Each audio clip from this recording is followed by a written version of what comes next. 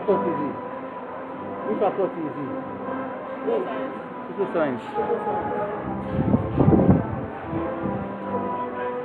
You know, I'm not seeing for there.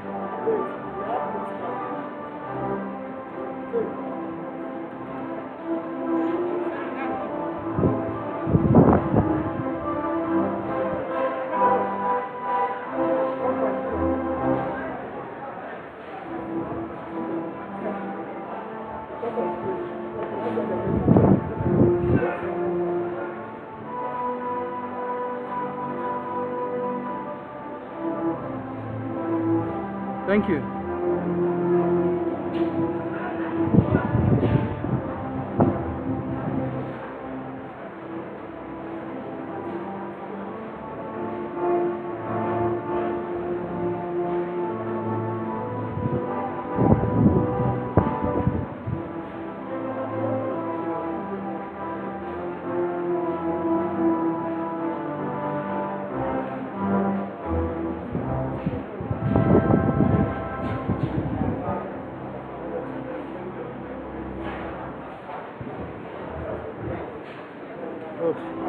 Well done, sir.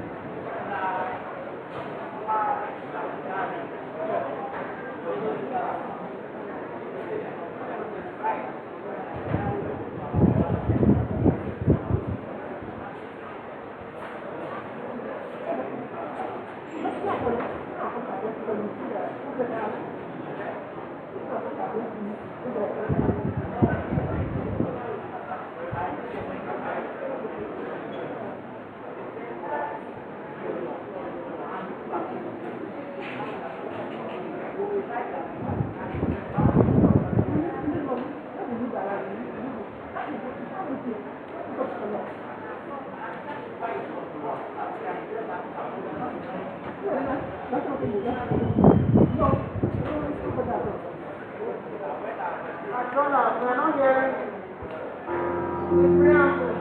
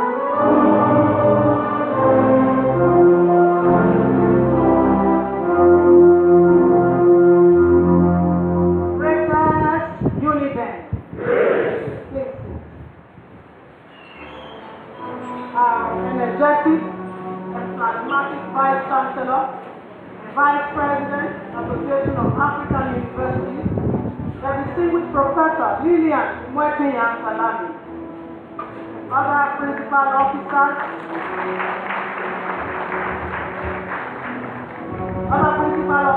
of our great university, the provost, deans, including of faculties, directors of institutes and programs, the inaugural lecturer, professors emeritus, other esteemed professors and erudite scholars here present, Your Excellencies, top government functionaries, Your Royal Highnesses, greatest Univent staff and students, invited guests, gentlemen of the press, distinguished ladies and gentlemen. It's indeed my delight to welcome you to this 254th inaugural lecture series of the University of Benin. The lecture is delivered by a professor of international and financial economics, Professor Hassan, Ebhozele, Oaikhenan. The topic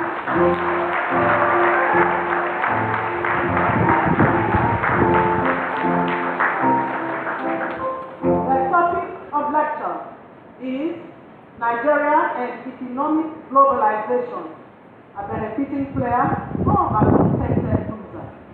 May I now invite the representative of the registrar, the senior deputy registrar, Comfort and Igato, to introduce the vice chancellor and the vice chancellor procession.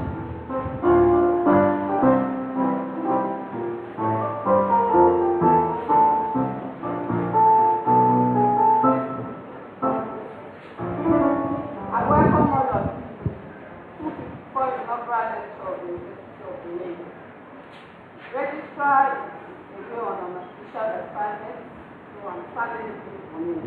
I'm the Deputy Registrar of the Inaugural College of Medical Sciences. Please permit me to stand on the executive protocol as a part of the PRO. I present to this great audience our amiable Vice Chancellor, who is the Vice President, Committee of Vice Chancellors of Nigerian Universities, as well as the Vice President of Association of African Universities, Professor Mrs. Lillian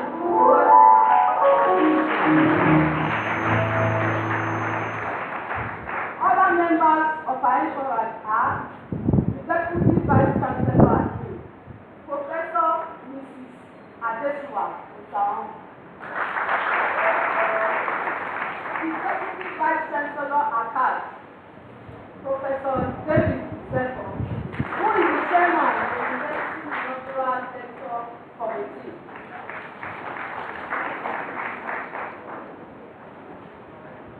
The University Bossa, Dr. Victor Image, the University Librarian, Dr. Luke Obasi,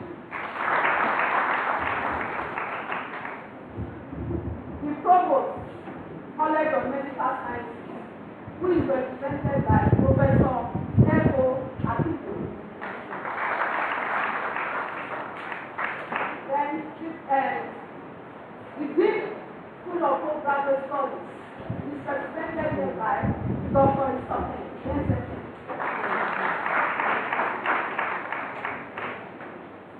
Professor the Post Dean, Professor Ebhozele. The Dean, Faculty of Agriculture, Professor Ebhozele. The Dean, Faculty of Arts, Professor A.S. Moye.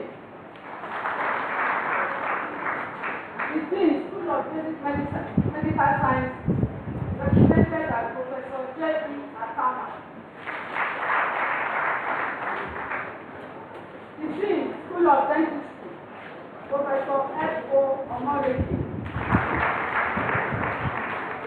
The Dean, Faculty of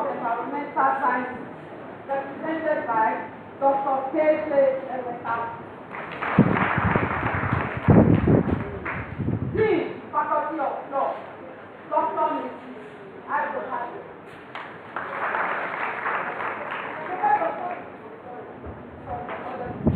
The Dean, Faculty of Law, Professor Mrs. Ebhozele. The Dean, Faculty of Life Science, Professor N.J. Ebhozele.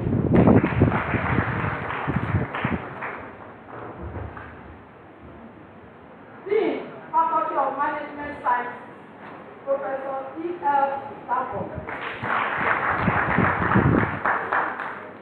The Dean, Faculty of Pharmacy, represented by Dr. Aru Ebhozele. Director, CRPU, ICT, Professor David Benson. Director, Distance Learning Program, Professor C.O. Ebhozele. Director, Students Guidance and Counseling, Professor Mrs. B.I. Audu. Acting Director, Institute of Children, Dr. D. Maneri. Acting Director, Institute of Education, Dr. Mrs. I.L. Yamu. Acting Director, IBAS, Dr. Igo Okaso.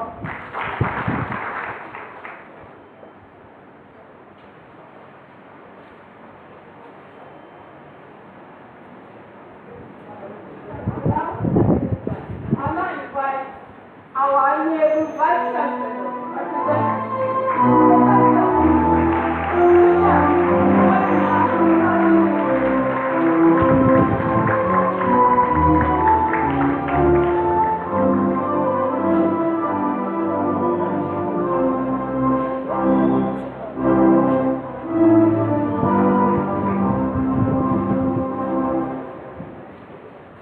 Distinguished ladies and gentlemen, you're most welcome.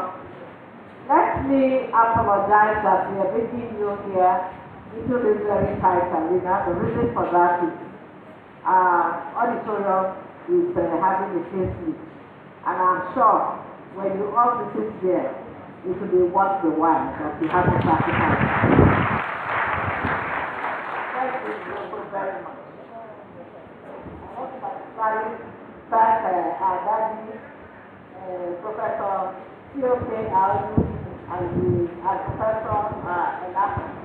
And he goes back on a few weeks ago, he wasn't able to be here, but here he is. So thank you very much for coming. Distinguished ladies and gentlemen, it is my pleasure to welcome the 254th in the Inaugural Lecture Series of the University of Ghana. Today's lecture is the 26th to be delivered in my church as the Vice Chancellor and the 19th to be delivered in the Faculty of Social Science and the 7th in the Department of Economics. I am glad to inform you that lectures have commenced in all faculty schools and institutes for the 2020-2021 academic session. The 2019-2020 sessional results have all been considered and released. And may I announce to this august body that for the first time we are going to graduate students even who have just been, whose results have just been taken. So registration is still ongoing, and we urge that the new students must take advantage quickly to conclude their registration. I want to use this opportunity to solicit for the cooperation of all stakeholders for the task ahead in the 2020-2021 academic session. Ladies and gentlemen, it is my pleasure to introduce to you our lecturer for today. He is Professor Hassan Ebhozele, Oaikhenan.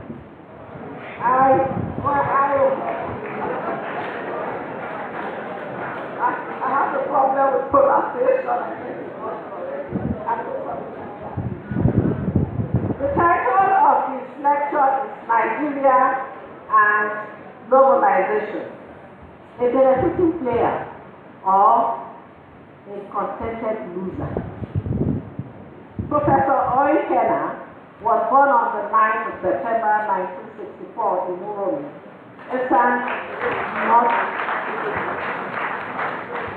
All the Uromi life, because it appears everyone is going, hey! In Hassan Northeast local government area of Ebhozele, to the family of late Mr. Andrew, Ebhozele, Oaikhenan, and Mrs. Agnes Oaikhenan, live Ebhozele. Professor Oaikhenan attended Apostolic Primary School, now Ebhozele Primary School, from 1970 to 1977, where he had his primary school degree certificate. He had his secondary education at the prestigious Immaculate Conception College, ICC, where he obtained his West African School certificate in 1982. He gained admission to study economics at the University of Benin in 1984 and obtained his BSc degree in economics in 1988. He then continued and obtained his master's and PhD degrees in economics, both from the University of Benin in 1993 and 2000 respectively. He enrolled and successfully completed the World Bank Certificate course on environmental economics for development in Paris, France in 2005. He joined the services of the University of Benin as a graduate assistant in the Department of Economics in 1992 and rose through the ranks to the full professor of economics in 2012. His area of primary research focus is international and finance economics. Professor Oaikhenan has earned several administrative and academic positions within and outside the University of Benin, which include coordinator, postgraduate program, Department of Economics and Statistics, University of Benin, admission officer, Department of Economics for 2001 and 2002 and 2003 academic sessions, member faculty academic policy planning committee in 1999 and 2020 academic sessions, faculty representative University Admissions Board, chairman ASU Investment Committee, pioneer head Department of Economics, and dean faculty of Social Management Sciences, University of Africa, Tororo, Bayelsa State, Nigeria, in 2017-2018 academic session. He was also the member technical working group for the preparation of medium-term national development plan from 2021 to 2025 and Nigerian Agenda 2050, Federal Ministry of Finance, Budget and National Planning. He is currently the Director, Center for Education Technology, University of Benin, from 2021 to date. Professor Oaikhenan is a member of the Governing Council of the Nigerian Economic Society, as well as a member of the editorial committee for the society. He was one of the editors, the founding editors of the flagship journal of the society, the Nigerian Journal of Economics, as well as Social Studies. He also served as a conference editor of the Society's 60th Annual National Conference in 2019, as well as the chairman, committee, drafting committee for the Society in the 61st Annual National Conference held in 2020 He is a member of the Governing Council of NAPO Institute for Microfinance and Enterprise Development. Professor Oaikhenan has over 41 publications in both local, national, and international journals. He has attended and delivered 4 conference proceedings, both national and international. He has published 6 books on economics. He has also served as external examiner and assessor in several states and federal universities in Nigeria. He has supervised several master's degrees and 6 PhDs, one of whom is also a full professor. Professor Oaikhenan belongs to several professional forums and associations, such as member, Nigerian Society, associate member, Nigerian Institute of Management. Professor Oaikhenan is a follower of current affairs and has passion for learning and understanding French language. He is happily married to his husband, Mrs. Beauty Onodia Oaikhenan, and the union is blessed with children. Ladies and gentlemen, it is my pleasure to introduce to you the lecturer for today, Professor Hassan, the professor of economics.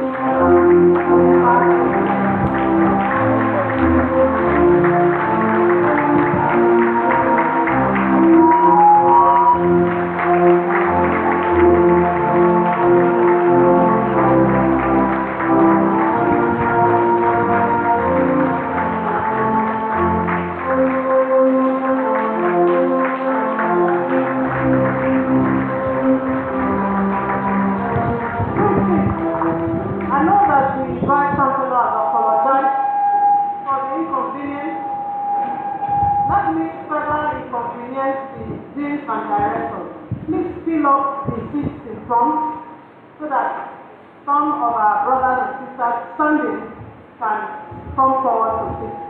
Please fill up the front row, the first 2 rows around. So let's give priority to the professors. Professors, please come forward to sit. The elderly, come forward to sit. Professors and senior citizens, please. Professors and senior citizens, there's space now for you to sit. Thank you.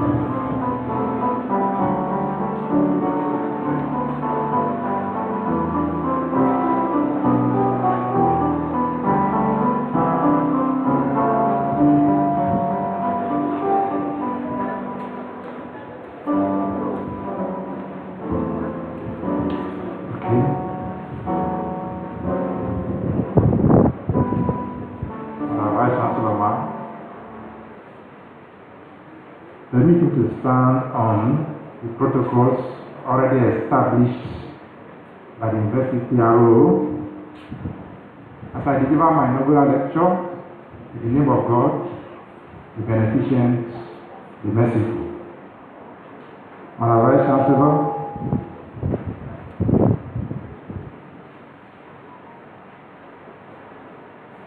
mine is the 254th in the inaugural lecture series on the University of Benin and the 7th to come from the Department of Economics,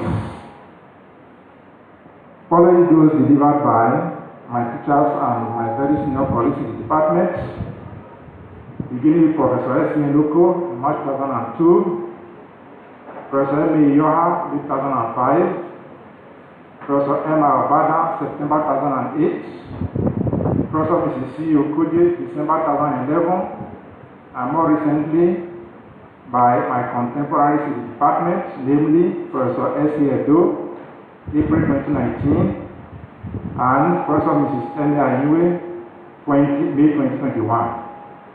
Madam Vice Chancellor, this lecture is dedicated to God Almighty, the beneficent, the merciful, the originator and sustainer of creation and existence. I'm grateful to him for making it possible for me to stand here today to deliver this lecture. I'm doubly grateful to him, all the more grateful because for me today is a day of double celebration, being one, my birthday, and two, my inaugural lecture. Thank you very much. It's a rare coincidence that simply reminds me of what it pleased a lot of creation to do at the turn of the millennium, when through some divine programming he made it possible for Christmas and Salah celebrations to coincide in the year 2000. It's a rare occurrence, a rare event, and when you have such an event, it's nothing but a manifestation of some divinely written program. I'm happy to be a beneficiary of this. I thank God Almighty for making it possible. The lecture is dedicated also to my parents, and especially, I say that with all emphasis, especially my dear father, Mr. Andrew Oaikhenan of blessed memory. He was easily the best father anybody could wish to have. I'm also dedicated lecture also to my mother, Mrs. Agnes Oaikhenan, nee Iwafidon. The lecture is dedicated also to my wife, Mrs. Oaikhenan, who is unavoidably absent today, and to our children, 4 boys in all, 2 of whom are also unavoidably absent today. Maybe I should say for the hearing of Madam Vice Chancellor only, perhaps I should say because of globalization. Madam Vice Chancellor, lecture is dedicated to my successive generations of students who, through their constructive intellectual engagements and criticisms, have made it possible for me to find fulfillment to my career in academics, the weak remuneration notwithstanding. Madam Vice Chancellor, I love appreciation. I appreciate you immensely from the bottommost part of my heart for making this day possible. Consider the great background that I would like to deliver this lecture sometime in August 2015. I waited patiently for, well, some 6 years on now, and each time I get agitated, something reminds me as we calm down that I will deliver this lecture on the day the Lord has appointed. I have the standard of the beginning lecture to do. And Vice Chancellor, thank you very much for making this day possible. I'm also grateful to all my teachers from primary school through secondary school and then to the university level. In particular, at the university level, I'm grateful to 2 persons in particular, 2 of my teachers in particular, namely Professor Oaikhenan of blessed memory, the man students have referred to as the man with the compassionate heart. May God have mercy on him wherever he is now. And to Professor S. Loko, the man students have referred to as the man with the good heart. These 2 are the instruments God in his infinite wisdom, knowledge and understanding used to get me enlisted as a graduate assistant in the department some 29.5 years ago. I'm grateful to you, Professor Oko, sir. I'm happy Professor Oko is in the house. I'm grateful to you, sir, for making this possible. Thank you very much.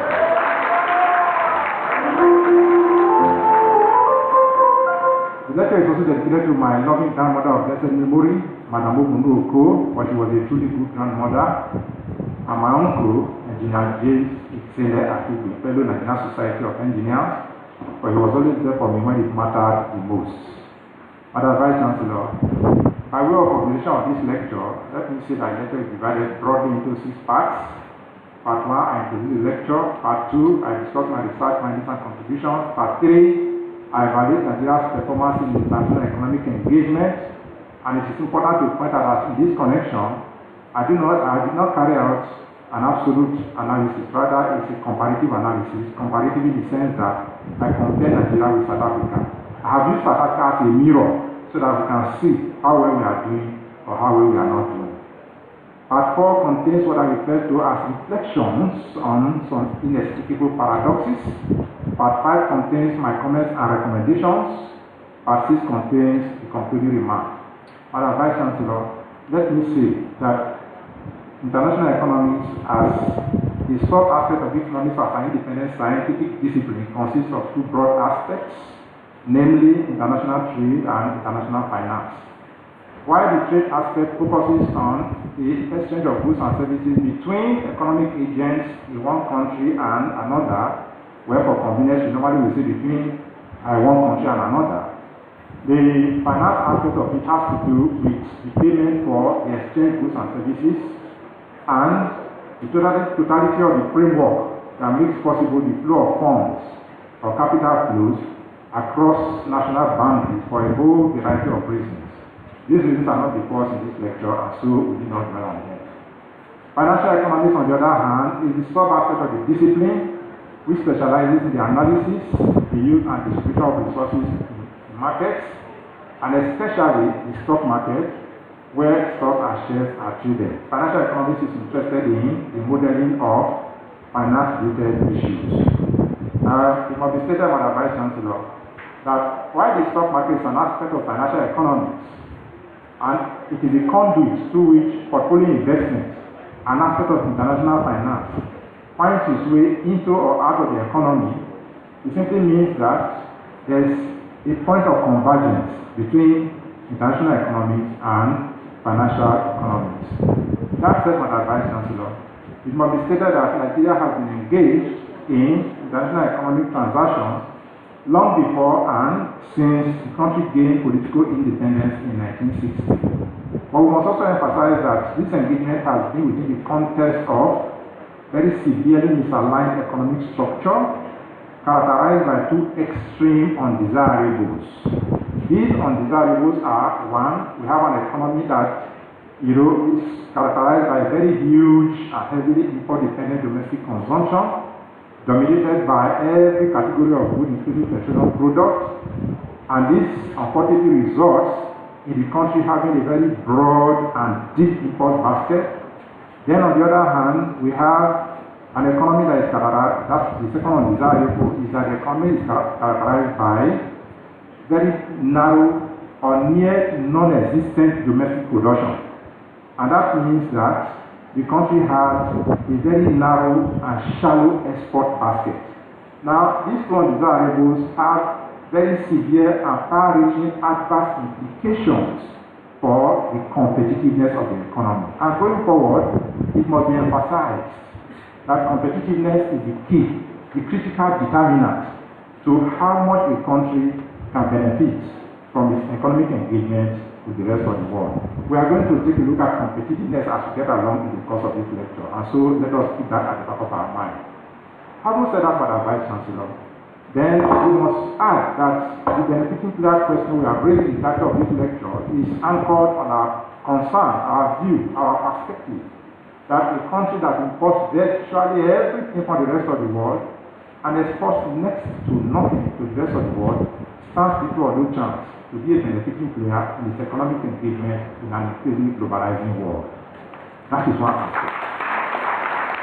The second aspect is this, thank you very much. The second aspect is the second leg of the question, whether the country is a contented loser, derives from our concern that a country that is at best weakly competitive, in a weak competitive state, judged by every indicator of competitiveness, and despite that, yet evidently failing to articulate and implement pragmatic and actionable policy options that are meant to reverse that undesirable state cannot but be ipso facto described as one that is contented in that undesirable state. And so, whether Nigeria is indeed a benefiting player in its economic engagement, in an increasingly globalizing world, or a loser, and for that matter, a contented one, we will see in the course of this lecture. Madam Vice Chancellor, my contribution. Let me put it this way, and I must confess that I didn't set out in my career to define economics afresh, nor did I set out to propound new theories or to formulate new laws. No. Rather, my focus was, to bring empirical tools and techniques, empiricism, quantitative tools and techniques to bear on received economic theories, with a view to obtaining empirical evidence which we think to be helpful, to policy formulation. And this line of inquiry was, anchored on our perspective on what we were taught that evidence-based policies tend to be more impactful, as you find in some other countries, as compared to policies that are formulated on the basis of hunches and guesswork. Now, Madam Vice Chancellor, my research efforts in this connection, relating to the Nigerian economy, though not exclusively, but largely about Nigerian economy, cover the wide range of topics, including but not limited to savings, inflation, stock markets, and effects of stock prices, foreign direct investment, theory and empirical issues related to exchange rates, stability or volatility, reforms in the external sector of the economy, fiscal deficit, openness and capital flows, and a whole range of issues. Now, I don't need to go into all of them, but the key message is that in each of these and many more, which we have not mentioned, what we simply did, as we said, was to bring empiricism, empirical tools and techniques to bear on the investigation, and in so doing, we obtained useful piece of empirical evidence which we consider relevant to informing policy formulation in the country. Having said that, it must be emphasized that our empirical evidence which we obtained in our studies largely, and we can say that all emphasis, largely, but though not exclusively, provide ample evidence that the outcomes of investigation using Nigerian data in many cases derive from the theoretical proposition, and in some cases it was simply a case of a reversal of the entire order. Now, to give a feel of what we are talking about, we just cite a few of the empirical evidence we found in the course of an investigation. For example, we found, Madam Vice Chancellor, that the reforms that were carried out in the external sector of the Nigerian economy neither achieved the desired objective of reducing the import-dependent nature of the economy, nor that of diversifying the source of foreign exchange away, from crude oil. The results of this investigation are reported in Oaikhenan 2007. Further empirical evidence we obtained in our study show that inflation in the economy, driven mainly by food price index, is caused by a combination of structural and monetary factors. The results of this investigation are reported in Inaugural and Oaikhenan 1997, and based on that, we argue that structural and monetary dimensions in the inflationary situation in Nigeria called for skillful combination, skillful deployment of both demand management and supply management policies to eradicate that pest called inflation, since it is a phenomenon that diminishes welfare by exerting negative and deleterious consequences on the value of individual and household savings. Yes, inflation is a pest that diminishes welfare by eating away the value of individual and household savings. Under Vice Chancellor, we found furthermore that low and declining aggregate savings affect investment in the economy negatively and significantly. The results of this investigation are reported in Oaikhenan and Ebhozele 2000, and by extension, we argue that it is a decline in investment which arises from low and declining savings that is the key explanation for the bout of recession that the economy has suffered, especially recently. And as Vice Chancellor, we proceed further, I think I should speak for lack of time, that the declining investment caused by low and declining savings is the major driver of the most according employment, which swallows up available jobs. We found furthermore that low and declining savings underline the high rising employment levels that have become characteristic of the Nigerian economy. This, in our view, should be of concern to policymakers. Added to this is our empirical evidence, which show that the structural adjustment program had a negative and significant effect on stock prices in Nigeria. These findings are reported in Oaikhenan. 3. Further findings indicate that foreign direct investment into had a beneficial impact in line with theoretical expectations on the manufacturing sector of the economy. This is reported in Oaikhenan and Wool 2006. Fluctuations in crude oil prices exert significant negative effect on the country's industrial sector, an indicator that the countries are afflicted by the drug disease syndrome or a confirmation of the resource cost hypothesis. Again, the results of this investigation reported in National Draft 2008. We found furthermore that the Nigerian stock market is inefficient as factors that have little or no bearing on market fundamentals, affect stock prices. And I think, in our view, this is the explanation for a tale of two foolish acts about which the Inaugural lecture in April 2013 Professor Samoyi, told us. Samoyi is my highly respected teacher taught in secondary school. Now, Madam Vice Chancellor, we found furthermore that the cardinal phenomenon, even though undesirable, is growing in Nigerian economy. This reported in Oaikhenan in 2009. We find also that the contrary to expectation, the effect of capital inflow on the country's economic growth is negative and significant, unfortunately, while the effect of capital outflow is positive and significant, reported in Oaikhenan and 2008. This is a counterintuitive finding that completely negates the position of economic theory in what amounts to a complete reversal of the entire order. We can go on listing them on and on, but for lack of time, let me skip further. Now, the long and short of this, therefore, Madam Vice Chancellor, is that the numerous counterintuitive findings we obtained in our investigation enable us to begin to share some, provide some answers into the nagging question and recurring question of what the economists are doing about the economy. And in this connection, we argue, is our position that the reversal of the entire order, as revealed by the empirical evidence, is largely attributable to what we see as the discord, the disconnect, the conflict between political considerations, which more often than not are irrational, and economic rationality. Because while the economists are saying one thing, the politicians are doing something completely different. This position I can pass sometime in 2015 when I did my lecture at the Institute of Security Studies in Abuja in 2015. And I also pushed this position forward in the syndicate group discussion in 2016 at the National Institute of Policy and Strategic Studies through near Jos, in a roundtable discussion on the economic recession, at that time. Now, while there is a disconnect between political considerations and economic rationality, we must emphasize that the take-off point of economics as an independent scientific discipline, Madam Vice Chancellor, is that economic agents, by assumption, and it's a fundamental assumption in economics, is that economic agents are, are rational. These economic agents are individual, households, firms, government, are rational economic agents. And so, when there is a conflict between economic rationality and political considerations, which more often than not are irrational, we cannot but find a situation where, we find a complete reversal of the entire order. In other words, what we find in that situation, completely negating the theoretical proposition. And to drive on this point, we'll just, give a few examples of those situations where political considerations have supplanted economic rationality. For example, if we consider fiscal behavior, the rational case by the economists, from the economic perspective, there is need for fiscal prudence, fiscal discipline, and good quality of spending to ensure value for money spent.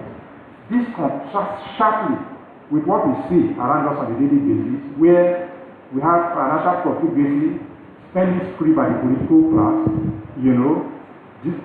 discountenancing the economic proposition, of fiscal prudence, fiscal, good quality of spending to ensure value for money spent. It's a case of political consideration supplanting economic rationality. Added to that, by way of another example, is debt accumulation. Here, we find the rational perspective of the economics on the need to get the country out of the debt trap, mindful of the implications of debt accumulation for intergenerational welfare, especially if such debts do not have guaranteed way of being self-liquidating. While this is the position of the economists, the political position of the politician is the penchant to pile up debt, accumulate debt, irrespective of the implications of such debt for the economy and intergenerational welfare. It's a case of political consideration supplanting economic rationality. Added to this, Madam Vice Chancellor, is the case we see around us on a daily basis. The preference for fuel-funding politicians by the political class as against the calls by the economists and even the layman to get the refineries to work with a view to domesticating the numerous byproducts that come out of the refining process. Now, if the economic rational position of getting refineries to work is driven by the political class, we will then have considerable saving of foreign exchange, which will in turn help to beef up the exchange rate. But as you can see around us, every call, to get the refineries to work, to get the politicians to make the refineries to work, has fallen on deaf ears. It's a clear case of political consideration supplanting economic rationality. What are Madam Vice Chancellor? If we look at an issue as recent as the Petroleum Industry Act that has not been passed, we find a situation where political consideration again supplants economic rationality. And in this connection, the decision to devote substantial chunk of money to oil exploration in frontier basins, is a political consideration that negates economic rationality, especially considered against the background that forward-looking governments, forward-looking corporate organizations are striving assiduously to go carbon neutral by as early as 2050, just 29 years away. And it's at this point we are pushing very hard to explore crude oil in frontier basins. Even more of the political constitution supplanted economic rationality is the provision of a net figure of 3% to oil-producing communities which are already languishing in heavily degraded environments, while at the same time thinking of the quota as much as 30% to export of crude oil in frontier basins. It's yet a case of political constitution supplanting economic rationality. Furthermore, the depletion of the excess food account arising from the aggressive agitation by the politicians. We were here when the political class, the governors in particular, joint issues with the Minister of Finance, Mr. Funjoewela, at that time, to deplete the excess food account. Whereas the economic rational case thing to do at that time was to create fiscal buffers, to build up the excess food account, to create fiscal buffers to absorb the fiscal shocks, that arise from the downward phase of cyclical movement in oil prices. While this was the position of the economists, the position of the politicians was to deplete the excess food account. Again, an issue of political consideration supplanting economic rationality. And so, Madam Vice Chancellor, we can go on and on. But the key message from this is that if we look at the effect of political consideration supplanting economic rationality, for example, with respect to the sovereign wealth fund, it's not surprising that Nigeria's sovereign wealth fund is next to nothing, in the league of oil-producing countries. Next to nothing in the league of oil-producing countries. Look at other countries, UAE and all of that, but that's where Nigeria is. Nigeria has next to nothing in its excess food account. This is on account of political consideration supplanting economic rationality. And so, the long and short of all of this, Madam Vice Chancellor, is that we have a dismal performing, and really competitive economy, as evidenced by Nigeria's scorecard in one, external sector performance indicators, and two, indicators of competitiveness. And remember, we have said much earlier in the day that competitiveness is the key, the critical determinant of how much a country can benefit from its economic engagement with the rest of the world. And so, Madam Vice Chancellor, in what follows, what we are trying to do is to explain Nigeria's performance, and as I said, using a mirror with South Africa as a mirror so that we can see how well we are doing or how well we are not doing. And in this connection, all we did was to isolate some key performance indicators. For example, if we look at GDP of Nigeria in relation to GDP of South Africa, yes, between 1995 and 2018, that is the picture that I made. The orange colored lines are South Africa's GDP, while the blue colored lines is Nigeria's GDP. As you can see, sometime in 2012, we were here when the political class jubilated, with exclusive encomium that Nigeria GDP has overtaken that of South Africa. And then some of us wonder what an empty GDP a big GDP that made no impact of poverty meant to the politicians. But while our political class jubilated, I remember the only word I heard from South Africa government circle was that South Africa produces about 36,000 megawatts of electricity. It was a sobering but a dismissive reminder that was made on the rather scornful note to the Nigerian government officials. And having that at the top of our mind, what we then did was to investigate electricity consumption in South Africa and Nigeria. Now, looking at that, we find this picture. Here we are, electricity consumption in Nigeria, these are South Africa. Again, the blue colored line is Nigeria, and you can see it is in fact almost zero. While that South Africa is up there. This electricity consumption per capita, in kilowatt hours, Nigeria versus South Africa. So you can see that the gap is almost like the gather distance between the heavens and the earth. And this is the message. Yes, thank you very much. This is the sobering reminder that South African government officials through to Nigeria that you cannot be talking of your GDP being bigger than South African GDP in darkness. This is the picture that we are seeing here. These data are not my data.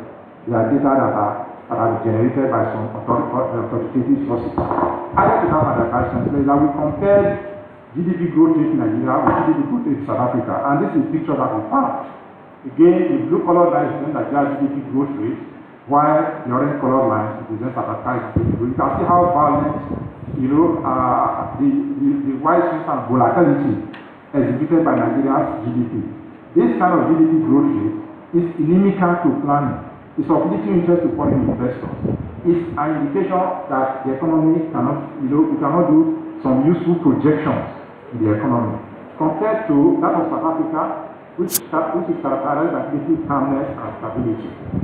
Again, we went further to take a look at the inflation rate in Nigeria vis-a-vis inflation rate in South Africa, and that's the picture that we found.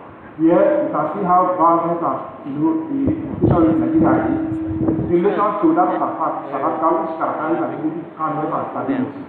And recognizing the fact that inflation is an indicator of how stable or otherwise an economy is, the picture represented by Nigeria's GDP and inflation rate is anything but attractive to foreign investors, is anything but beneficial to planning and projection.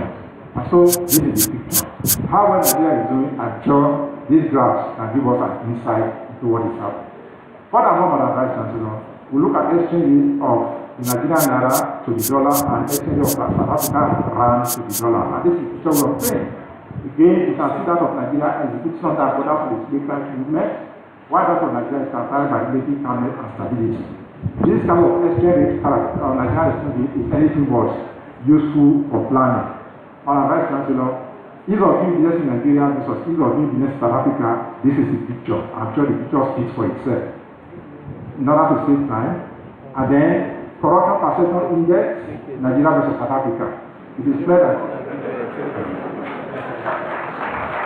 Thank you very much. So you can see Nigeria has come out very strongly in the area of corruption perception index. Furthermore, Madam Vice Chancellor, we have global competitiveness index, and then we have the message we started with much earlier in the day, that a country that is first next to nothing to the rest of the world, and the first almost everything from the rest of the world, starts to do on those chances to be a benefit to their economic engagement with the rest of the world. And so, the outcome of the totality of the foregoing is that we have a weekly competitive economy, that is consistently and perhaps comfortably featuring at the lowest rung of all ladder in the area of indicators of competition and development. They are listed here, 112 of 104 countries in global government index, 161 of 180. And so Nigeria continues to feature in all indicators of competitiveness and development. They are listed here and the details are in the booklet. Madam Vice Chancellor, the question the answer to the question we have raised in the lecture, having regard to the fact that Nigeria has featured consistently at the bottom of almost all comparative economic and competitiveness indicators, is that we have a government whose output related to the quality of life of citizens is anything but heartwarming. And so the question now arises, what is the answer to the question we have raised in the title of this lecture? Is Nigeria a benefiting player or a loser? For that matter, a completed one. I have chosen not to answer this question of whether Nigeria is a beneficiary international engagement with the rest of the world or not. But I leave the answer to you, my distinguished audience, to figure out, guided by the evidence contained in the totality of all that I have stated in the foregoing discussion. I also urge to figure out the answer to the question of whether the country is a loser, and perhaps to say for that matter, the contented one.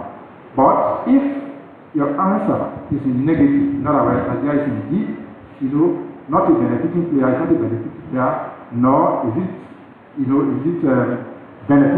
a benefiting player and indeed a loser, for that matter, a contented one, then I will ask that we look at what I refer to as some inexplicable paradoxes to explain the undesirable state. This is supposed to be the focus of the next session, but I really don't have time to discuss this. It is in the lecture booklet. Please pick a copy and read.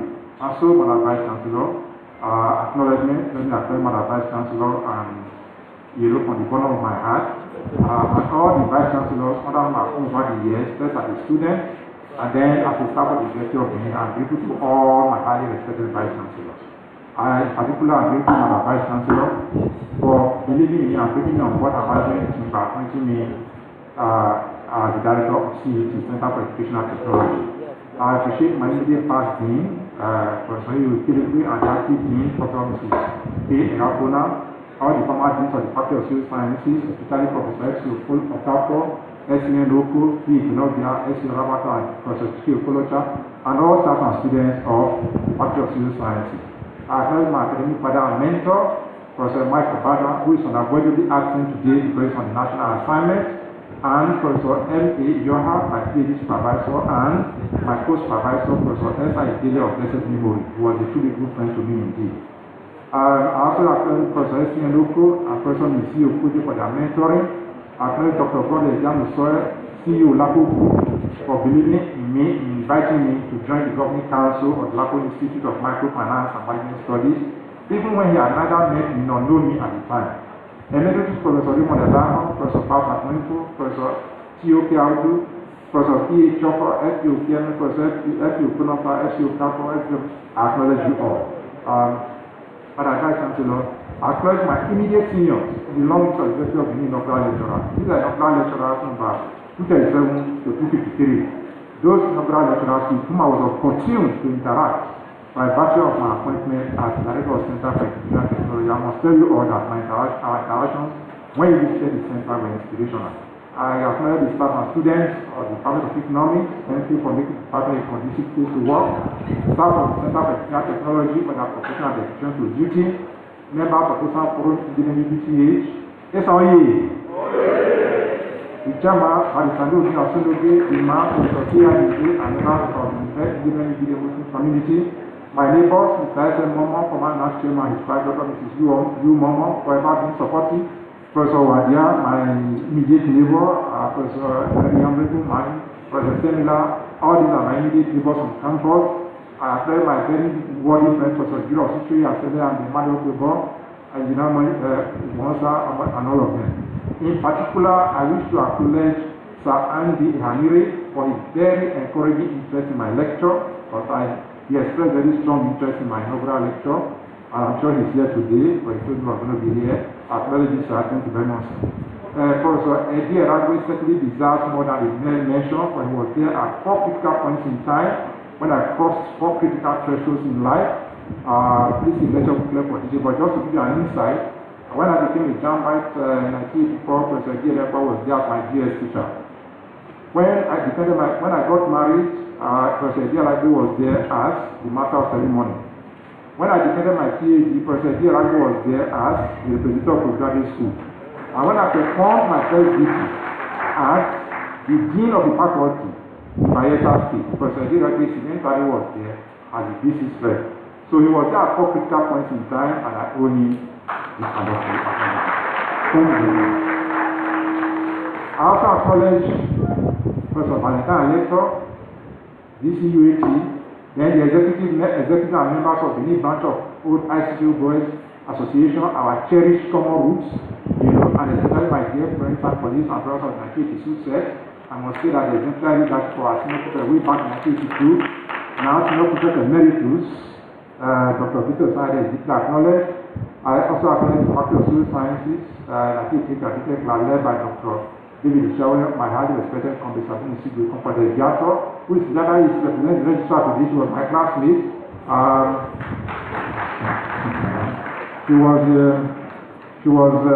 We're very much together way back in time, some 37 years ago in H5A, and when we were all making noise in the classroom. I know she was a very blunt person, and you see her carrying a Kusianish with all power. I think that must kill economics today. Thank you very much. Then, how my other colleagues. So, Madam Vice Chancellor, my dear mother, Mrs. Agnes Oaikhenan, my caring aunt, Mrs. Juliet Nopada, my trustworthy first cousin, Mr. Benjamin Nopada, is seated here today. My dependable elder brother, Mr. Marian Oaikhenan, is seated here today. My brothers and sisters, Justina, Martina, this evening. And very importantly, my immediate family, Mrs. Beatrice Oaikhenan. She's watching this program live. She's online. My dear children, Ebhozele Hassan Oaikhenan, Hassan Oaikhenan, they are seated here. Usemo Hassan Oaikhenan and Hassan Oaikhenan are watching this program online. I thank you all for being there for me for this over these years. Recommendations. The recommendation to Nigeria economic around neither is rocket science nor a magic one issue. They are containing my comments, which are already added in public domain. You find them in Tel Magazine, Banker newspapers, News Agency of Nigeria. For example, there is need to pay honest and committed attention to the real sector of the economy, especially the agricultural sector and industrial sector, in particular the manufacturing subsector, through appropriate policies that are aiming at reviving this sector. Revive the individual opportunities of the power sector through genuine commitment to the privatization of the sector. These recommendations are related to the net income action of Muhammad Buhari, CTL magazine of April 2015. Enact and implement policies that will encourage Nigerian investors to seek investment opportunities abroad. This will boost foreign exchange earnings. Here, Nigeria Export Promotion Council have a role to play. Madam Vice Chancellor, CTL magazine, August 17, 2015. We recommend an aggressive effort to diversify the export base of the economy by taking advantage of numerous agricultural commodities that are bound to the economy as a sure way to stabilize the naira. CTL magazine, February 2015, 38. Implement the policy of completely withdrawing the vexatious so-called international subsidy issue. CTL magazine, January 2015.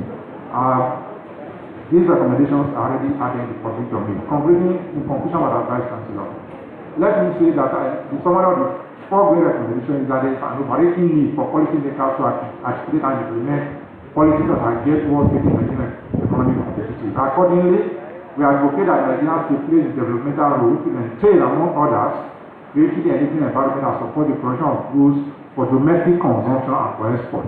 To make this possible, Madam Vice Chancellor, we know specifically that it is imperative that government deals pragmatically and decisively with the acute infrastructural deficits in the areas of power supply, water sanitation facilities, transport systems and facilities, education and health system, etc.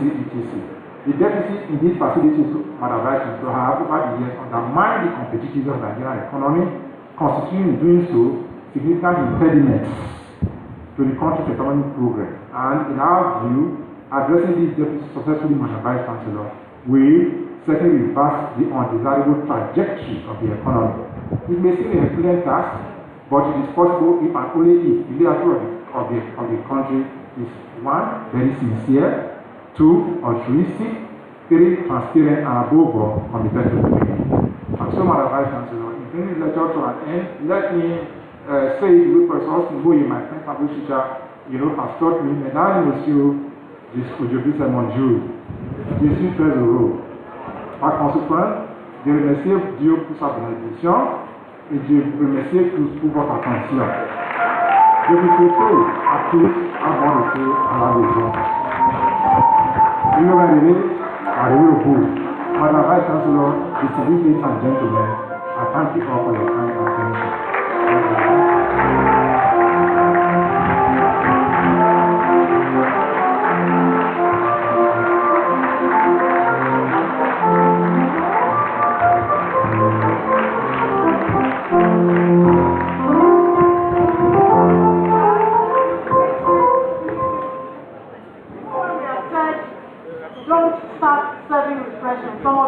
Doing that.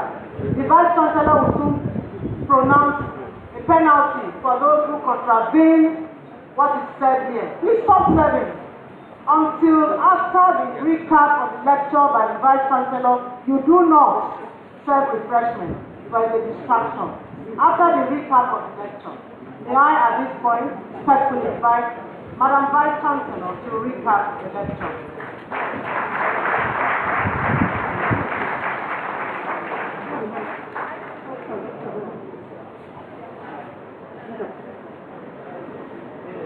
Thank you for the beautiful lecture, but I wonder why he was always calling Madam Vice Chancellor. I'm not the only one here. Why was he not calling any other professor, child emeritus professors? And then he left us with the question, who should answer it? The man now trying to confuse us, answered in French. So that we never know the true answer. But we are going to make him interpret next time. Distinguished ladies and gentlemen, just a recap of what we have heard. He has delivered a wonderful lecture, like I said. He actually explained Nigerian economic engagement with the rest of the world, proving whether or not Nigeria can actually be said to be reaping the benefits that accrue from such engagement. The country is anything but well positioned to reap the benefits that accrue from its international economic engagement and commitments. This may be due to the misaligned economic structure in the areas of production and consumption, characterized by huge and heavily import consumption existing side by side with a fragile and near non-existent domestic production. They want to get imported goods. He evaluated Nigeria's performance utilizing key external sector performance indicators as well as relevant competitive indicators within a comparative context with South Africa as the comparator country. The underlying reason was to provide a clear picture of a country's economic performance by comparing the selected performance indicators with those of South Africa. The choice of South Africa as the basis for comparison is anchored on the fact that Nigeria is quick to compare itself with the country in a way that suggests competition, rightly or wrongly, expressing stated or implied in the area of economic progress and economic might. The comparison creates a scorecard for each, especially given the self-styled description of Nigeria as the giant of Africa. The key message that emanates from the lecture is that with a shallow and narrow export basket, which stands in sharp contrast with a deep and broad import basket, Nigeria cannot be said to be a benefiting player in its economic engagement with other parts of the rest of the world. The country has performed poorly. I didn't say that, he said it. Judging by such economic performance indicators as balance of trade, balance on the current and capital accounts, the overall balance of payments, corruption, exchange rates, and external services, among others. Nigeria has also performed poorly, judging by such indicators as the welfare of its citizens, as well as human capital development index, mystery index, and prosperity index, among others. While performing poorly in such competitiveness indicators as erase of the dying business, corruption, perception, and global competitiveness. Given the weakly competitive nature of the country's economy, about which policymakers appear to be nonchalant as they are indifferent, is becoming compelling to conclude that the country can be described as one that has failed woefully to position itself as benefiting player in its economic engagement with the rest of the world. And in the absence of any meaningful and actionable policy thrust to reverse the undesiring trend, it becomes all more compelling to argue that the country is losing out, and evidently in all aspects, in contentment, in its economic engagement with the rest of the world. Therefore, he concludes that Nigeria is a contender loser. Thank you very much.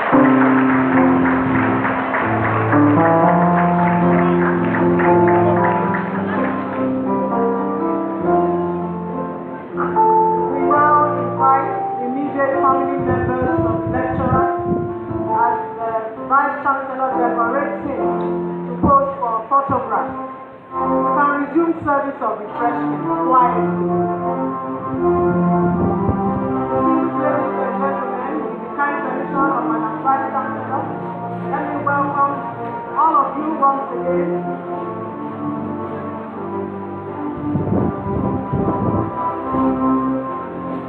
Welcome Professor P.E. Ebhozele, former DCC academic, architect Mrs. Ebhozele. Welcome His Royal Highness Professor S.E. Aduba of Oaikhenan. Welcome Stella Lanes, London University, Sweden. Welcome the former registrar of the university, Otasoye Oshodi. Welcome Imam Osola, Zurich, Switzerland. Welcome Professor Emeritus Raymond De Lino. Also welcome Professor Emeritus T.O.K. Awudu,